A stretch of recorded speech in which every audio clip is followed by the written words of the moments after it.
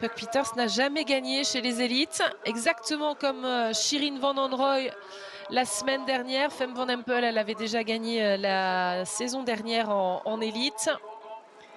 Eh bien, c'est clairement une toute nouvelle génération qui est en train de prendre le contrôle du cyclocross international.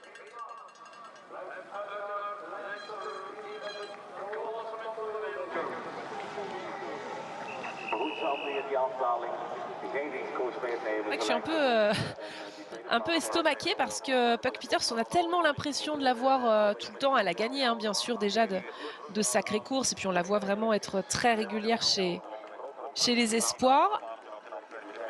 Non, elle n'avait jamais réussi à décrocher une manche chez les élites. Eh bien, pour une première, c'est une première réussie. Taille la main. Oh, regardez ces flaques. Restez avec nous, hein, ça promet pour la course des garçons derrière, où il y aura Tom Pidcock, on le rappelle, pour la première fois. Allez, Lucinda Brandt qui grimace. Il y a aussi beaucoup de volonté, hein, du côté de Lucinda Brandt, et ça c'est fort. Elle est en train de remonter. Je pense d'ailleurs qu'elle est passée devant Honsinger et devant Clausel. Elle est 6e. Et même en train de remonter encore des places. Il va falloir suivre ça plus attentivement. Peut-être louper quelque chose en réactualisant ma fiche avec Puck Peters. Mais elle a remonté et carrément, on le sait, elle est spécialiste des fins de course, hein, Lucinda Brandt. Pas toujours très à l'aise dans les départs.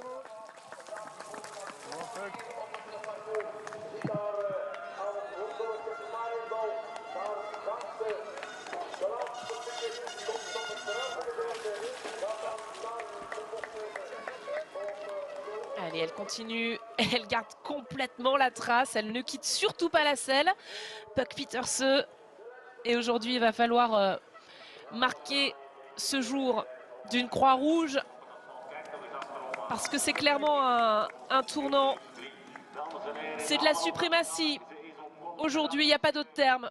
Il n'y a pas d'autre terme, elle peut se retourner. Puck Peters, mais Fem Van Empel est loin. Elle est à plus d'1 minute de sa concurrente.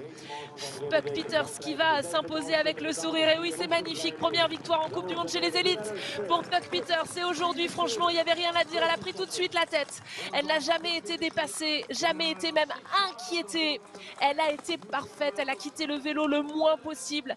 Pas de gros incidents pour Puck Peters. C'est une victoire bien méritée pour celle qu'on peut désormais appeler la pépite. Elle a 20 ans.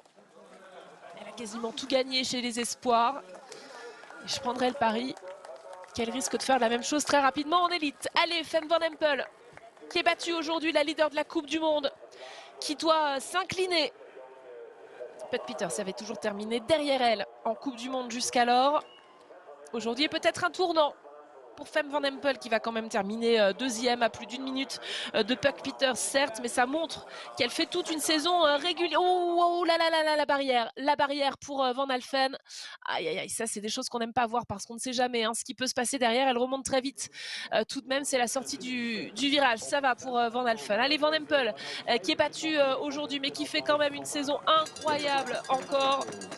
Van Empel qui termine à 1 minute 03 de Puck Peters. Van Empel, on rappelle qu'elle avait été battue seulement 2 fois depuis le début de la saison. 8 victoires pour elle en 10 courses. Et ça fait maintenant 8 en 11. Et encore une deuxième place, puisqu'à chaque fois qu'elle n'a pas gagné, elle a terminé deuxième. Fem Van Empel, c'est vous dire quand même qu'elle est loin de faire une saison ratée. Shirin Van Androoy, qui s'était imposée à Bexebergen la semaine dernière pour la première fois en Coupe du Monde chez les élites pour elle.